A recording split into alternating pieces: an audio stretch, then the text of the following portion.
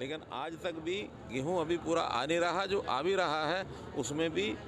नमी ज़्यादा है, और नमी वाला गेहूं खरीदना यानी आगे चल करके उस गेहूं को ख़राब करने वाली बात है। तो एक पैरामीटर्स हैं गेहूं के बने हुए, उसमें नमी तो जैसे तय किया है वैसे ही होगी, लेकिन हाँ उसमें जो लस्टर लॉस है या उसके अंदर जो ब्रोकन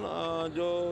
दाना होता है उसमें छूट दी गई है, और उसके हिसाब से अब ख़रीदा जा रहा है। कहीं कोई कठिनाई नहीं आ रही है। अभी तो 2 दिन हुए गेहूं को आते हुए, कहीं भी मंडियों में ज़्यादा गेहूं नहीं आया, लेकिन जहाँ जहाँ आ गया है वो उसको मॉइस्चर को चेक करके उसको सब खरीदा जा रहा है। कठिनाई गिरदावरी के लिए स्पेशल गिरदावरी के आदेश दिए थे, बाद में फिर उसके बाद भी वर्षा हो गई और बहुत सी फसल का नुकसान हुआ है, कुछ फसल बिछ भी गई है। मैं स्वयं भी खेतों में जा करके उसका निरीक्षण करके आया हूँ, लेकिन गिरदावरी के लिए स्पेशल हमने अरेंजमेंट भी किए हैं, ताकि अब समय बहुत कम बचा है। तो जिनकी फसल ख़राब हुई है वहाँ स्पेशल कुछ कंप्यूटर ट्रेंड ऐसे गाँव के ही बच्चों को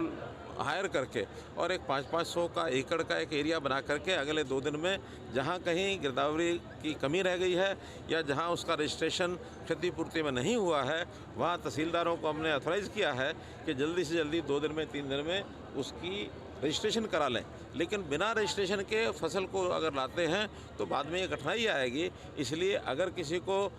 लगता है कि मेरी गेहूँ एकदम पकी हुई है और उसका निरीक्षण नहीं हुआ तहसीलदार के द्वारा, तो तहसीलदार को कह के प्रायोरिटी से वो करवा लें, और जिनकी अभी समय है वो 2 दिन बाद भी हो जाएगा। लेकिन जिसकी फसल एकदम पकी है उसको निरीक्षण उसका करा करके गिरदावरी का सारा प्रोसेस और